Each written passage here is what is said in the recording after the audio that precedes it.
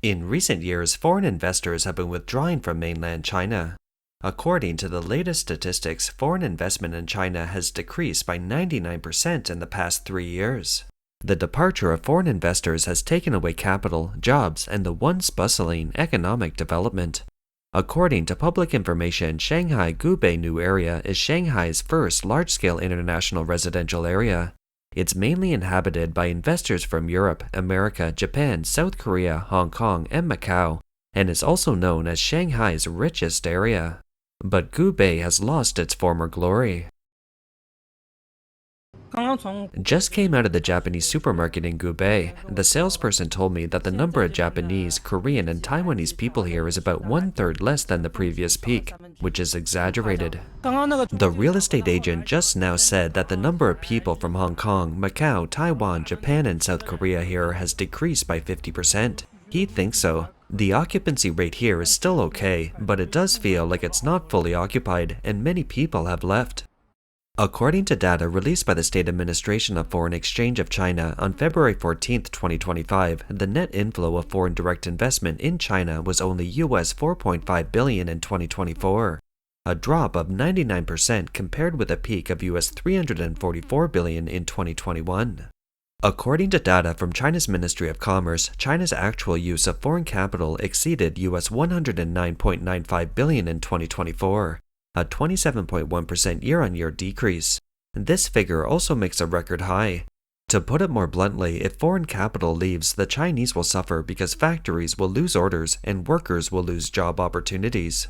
China was once the world's factory, and China's logistics industry has been bustling for many years.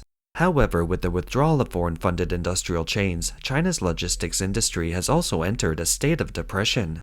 The factories in Dongguan Logistics Park in Guangdong have no orders. Today is February 18th, and it's been over 10 days since our logistics company, the Shandong Express, started operations. I feel that the cargo volume this year is much less than in the same period last year. I don't know why, but it seems like the entire factory is not operating, and the volume of goods has dropped drastically. At this time of year in previous years, our business was booming, but this year it's quiet. It's not just our Shandong unique line that's like this. The lines in other provinces in our entire logistics park are also like this.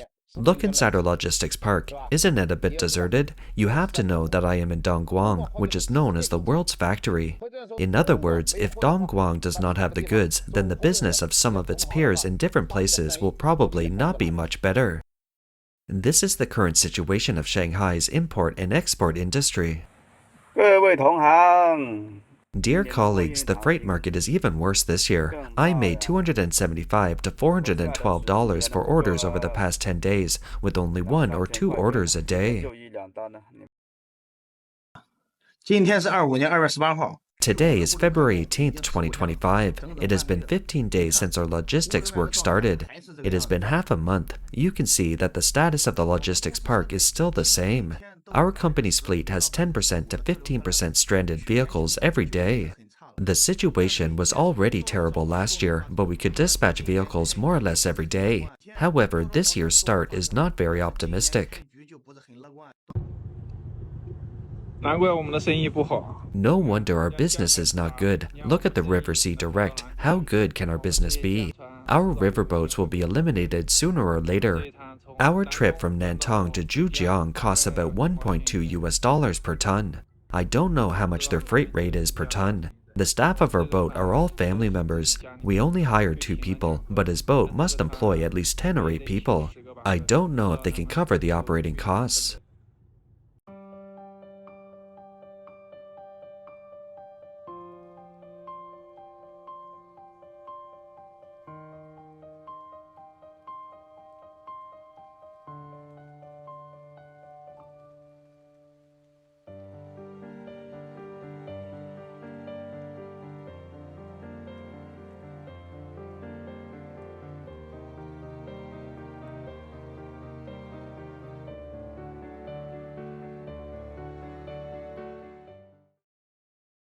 Shanghai's economy has taken a sharp turn for the worse. This situation is still happening now.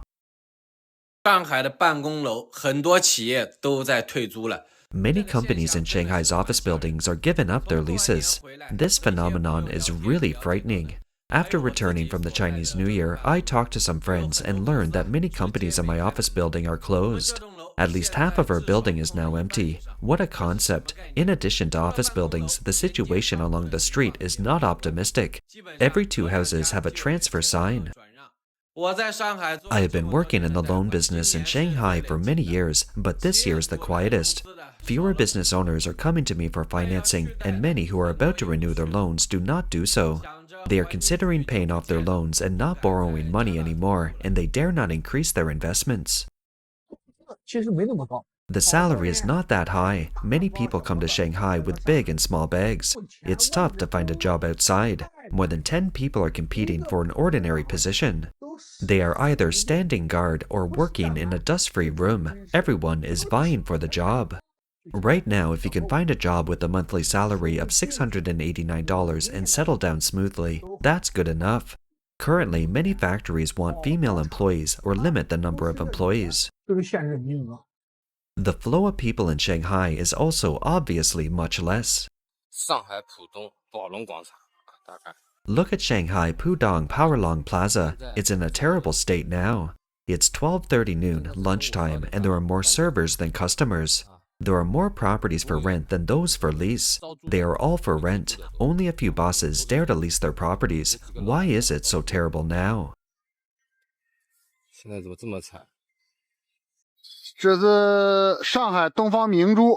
This is the tourist service center of Shanghai Oriental Pearl Tower. It used to be crowded, but now only a few people are here. In this regard, a blogger concluded, Shanghai is experiencing an avalanche of consumption downgrade. As one of China's super first-tier cities, Shanghai's retail sales data has plummeted. Due to Chinese New Year, the data from December last year and January this year are not helpful for reference. Look at the retail sales data for November 2024, which is 13.5%. You can clearly see that it's negative 13.5%. This data is unimaginable. Accommodation and catering services counted by the Statistics Bureau are generally large-scale hotels and national chains. However, Shanghai, the country's economic and financial center, is a gathering place for foreign-funded enterprises and the headquarters of Fortune 500 companies. A large number of financial industry elites are in Shanghai. So many high-income people gather in Shanghai, but now they are reluctant to eat out. The sharp drop in retail sales data also shows that the income of the middle class has indeed been severely reduced. In fact, it's not only in Shanghai that there are fewer foreigners. Fewer foreigners are coming to China, even in cities like Hangzhou. This is the International Departure Hall of Shaoshan Airport. It can be described as deserted. A group came and there was only my group on this plane. There were seats for more than 200 people. It was a big plane, and I guess only 1/3 of the passengers were there. You can see here that the flights are all empty. Starbucks, once very popular in China, will also run away. Recently, some Starbucks stores have closed in Shanghai, Wuhan, Nanning, and other places, including some old stores that have been open for over 20 years. A few years ago, Starbucks was a golden sign in shopping malls. Major shopping malls offered more generous discounts to attract it than the last. For ordinary coffee shops in China, rent costs account for 25% of total revenue, but Starbucks only accounts for 10% and occupies various prime locations. However, the situation has changed, and Starbucks is no longer doing well. In the last fiscal quarter, Starbucks same-store sales in China fell sharply by 14%, the most significant decline in the world. Faced with this situation, Starbucks began to consider selling its Chinese business equity in a package and is looking for buyers everywhere. A notable feature of 2025 is that with US President Trump's coming to power, tariffs on China have been increased, resulting in a sharp drop in orders for many Chinese factories or even bankruptcy. It has become even more difficult for migrant workers to find jobs, so many people went out to find jobs after the Chinese New Year. But it didn't take long before they all went back home. Brothers who like to carry tools to find work in various factories, please listen to my advice. This year, don't do this for a while, then quit and run off to find another job. Stay somewhere and do your job well. The situation will be different. After Trump came to power, the first thing he did was to increase tariffs and start a trade war. Many of our factories have no business, no orders, and no work for you to do. After the Chinese New Year, many people went to Guangdong, Zhejiang, and Jiangsu. They had skills and abilities. There were even many ordinary workers born in the 1990s. These factories looked down on them because their age. Alas, they all went back home. This year's market conditions are the worst in recent years. Many factories stopped recruiting before the Chinese New Year festival was over. Some factories even had no plans to hire anyone, making labor agencies and workers off guard. Why is the market so difficult this year? On the 4th or 5th day of the Chinese New Year, the United States suddenly introduced policies to increase tariffs by 10%, resulting in some factories doing export business not making any money even if they accepted orders and even losing money. Some factories even dared not accept orders at all because the costs were too high. Factory operations are also tricky. Many workers don't quite understand why it has become so hard to find a job before the New Year festival is over, why some factories have started to limit the ratio of men to women, and why the crappy factories that I disliked last year are not hiring many people this year. This is the situation now, folks. 这就是现在的现状了，小们。最近和几个老板在一起聊天。 I recently chatted with several bosses and it was really shocking. They said that after the Chinese New Year festival, many people who went to Shanghai and Guangzhou to work embarked on returning to their hometowns.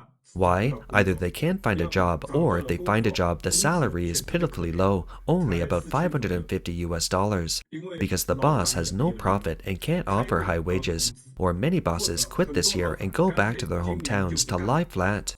If the boss is gone, where can the workers go to work? In first-tier cities, it's difficult to maintain a basic life with a salary of between $500 and $700, so how can they stay? So they can only go back to their hometowns. I took the Greenskin train back home, but I didn't expect that the Greenskin train was also full of people. It was brimming. From this, it can be seen that it's not just one or two people in this situation, but many people are returning like this. It's simply the first batch of people going home for the Chinese New Year 2025. It has only been a month since the New Year festival. The 2025 return home tide has been advanced by 10 months under the CCP government. To put it bluntly, these migrant workers left their hometowns with confidence and hope, but they had to return quickly, otherwise they might end up on the streets. This is the situation of migrant workers returning home. They all said there was no work at home, life was hard at home, and they said they were going out to work. My friends left on the 9th day of the Lunar New Year, and they came back today. Several came back at once, saying it was the same outside as at home. There was no work and no work every other day. They had no choice, they might as well return because they couldn't make any money. In fact, the overall environment is not good, and the environment at home is the same as outside. It's not that only here is terrible, it's not good everywhere. One man expressed the thoughts of many migrant workers. It's harder to make money this year. I thought this year would be better, but it gets harder every year. All of a sudden, I don't want to work hard anymore. I feel so tired, but what can I do? The international environment in which the CCP operates is changing rapidly.